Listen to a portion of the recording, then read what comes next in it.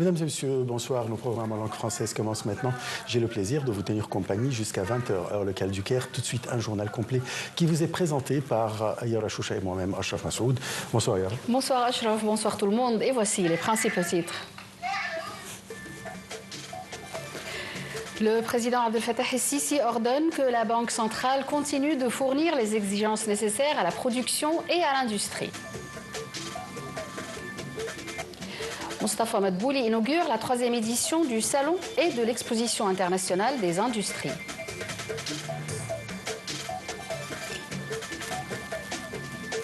Et le ministère palestinien de la Santé a annoncé un nouveau bilan de 44 235 morts depuis l'agression israélienne il y a plus d'un an.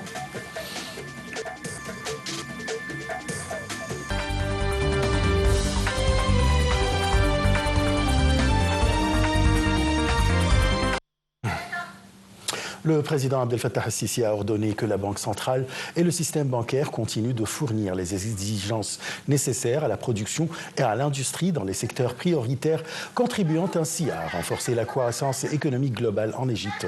Le président el-Sisi s'exprimait lors de sa réunion aujourd'hui avec le Premier ministre Mostafa Madbouli et le gouverneur de la Banque centrale Hassan Abdallah, où les indicateurs positifs au secteur bancaire, les politiques monétaires et le taux de change, ainsi que les politiques de la Banque centrale pour faire face à l'inflation et les efforts de l'État pour augmenter les réserves de devises étrangères ont été discutés.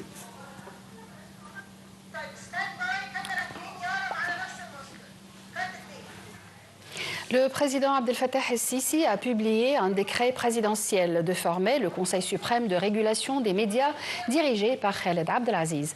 La nouvelle formation du Conseil suprême comprend le conseiller Abdessalem Abdelmegid al-Naggar, Dr Mahmoud Moumtaz, Dr Hossam Safar, Abdel Mohsen Salema, Aoula Shafi'i, Issam El-Amir, Adel Hamouda et Mona Al-Hadidi. Le président el-Sisi a également publié un décret pour former l'autorité nationale des médias pour une période de 4 ans sous la présidence de M. Ahmed Mohamed Mahmoud Al-Mouslemani.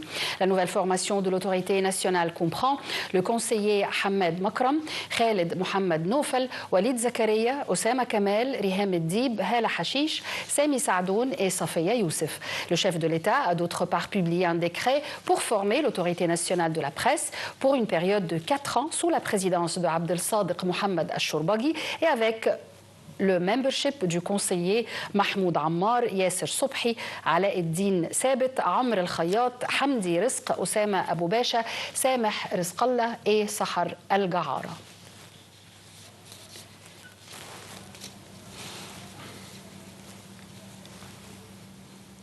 Le chef du gouvernement, Mostafa Madbouli, a inauguré lundi la 3e édition du Salon et de l'Exposition internationale des industries, l'IMCE, organisée par l'Union égyptienne des industries, sous les auspices du président Abdel Fattah el-Sisi, au Centre international des conférences Al-Manara.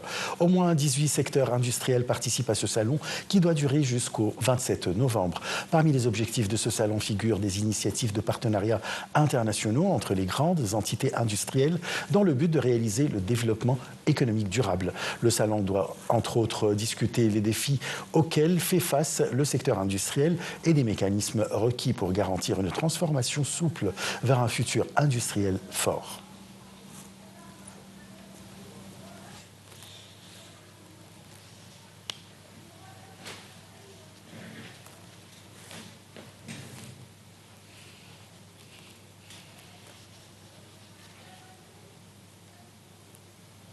Le ministre des Affaires étrangères et de l'immigration, Dr Badr Abdelati, a affirmé la position ferme de l'Égypte pour fournir tous les efforts nécessaires pour parvenir au calme au Moyen-Orient et promouvoir la paix dans la région. Cela s'est produit lors de sa participation au Forum des dialogues méditerranéens de Rome en Italie. Dr Badr Abdelati a condamné l'agression israélienne contre Gaza et le Liban et a appelé la communauté internationale à intervenir immédiatement pour établir un cessez-le-feu, ajoutant que l'Égypte a l'intention de tenir un certain nombre de conférences au Caire pour mobiliser l'aide humanitaire à la bande de Gaza. Et en marge de sa participation au Forum du dialogue méditerranéen de Rome, le ministre des Affaires étrangères et de l'immigration, Badr Abdelati, a souligné l'importance que l'Égypte accorde pour la réalisation de la sécurité alimentaire et sa volonté d'améliorer les indicateurs de nutrition et de sécurité alimentaire d'ici 2030. Badr s'est exprimé lors de sa rencontre avec le directeur général de l'Organisation pour l'alimentation et l'agriculture. Au cours de la réunion, il a souligné la spécificité de défis de la phase actuelle qui sont liés à des niveaux records de faim, à une baisse des financements destinés aux fins humanitaires et aux crises successives dans la région du Proche-Orient et en Afrique. Le ministre des Affaires étrangères, Dr Badr Abdelati, et ses homologues arabes participeront également à une séance de dialogue élargie qui les réunit avec les ministres des Affaires étrangères du groupe des 7 dans la ville italienne de Fiuggi. Le ministère italien des Affaires étrangères a déclaré que les moyens de soutenir les efforts visant à parvenir à un cessez-le-feu à Gaza et au Liban, ainsi que les initiatives visant à soutenir la population afin de parvenir à la restauration de la paix dans la région.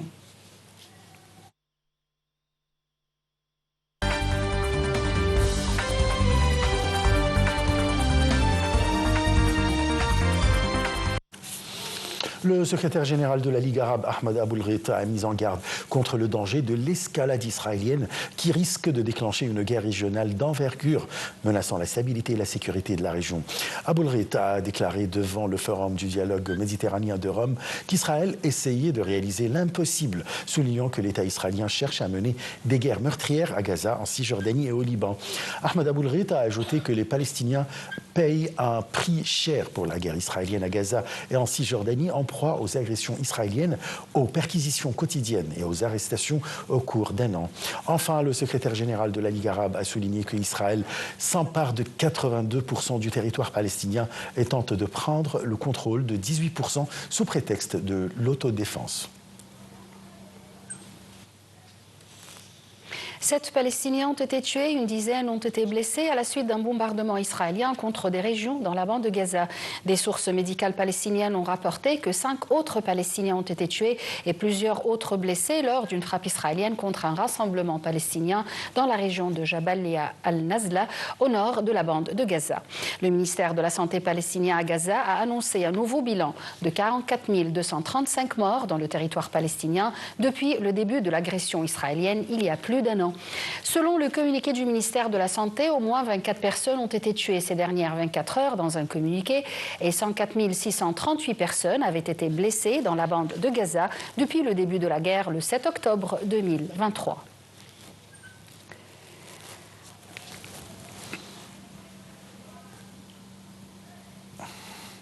En même temps, l'armée israélienne a lancé un avertissement pour évacuer les bâtiments de la banlieue de Harik, au sud de la capitale libanaise Beyrouth, en vue de la bombarder. L'armée de l'occupation a ainsi exigé l'évacuation immédiate des habitants du village de Halta, au sud du Liban. Cela intervient alors que des affrontements ont eu lieu entre les membres du Hezbollah et les forces d'occupation à proximité de la ville de Khiyam, dans le sud, au lendemain du lancement par le Hezbollah de 51 attaques quotidiennes contre des bases.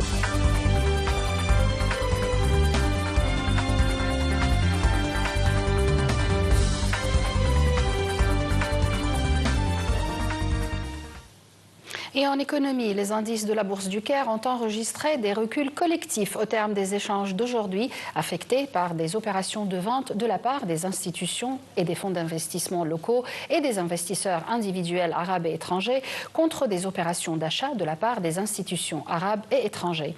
Le capitalisme des actions des entreprises affiliées à la Bourse a perdu près de 10 milliards de livres égyptiennes au niveau de 2 226 milliards de livres égyptiennes au milieu des échanges totaux de près de 46,6 milliards de livres égyptiennes.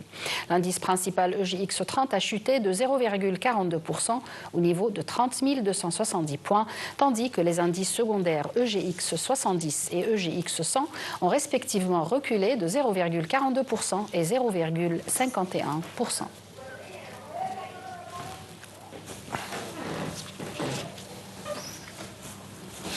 Fin de ce journal, merci de l'avoir suivi. On se retrouve dans quelques minutes avec une nouvelle édition de Direct. À tout à l'heure.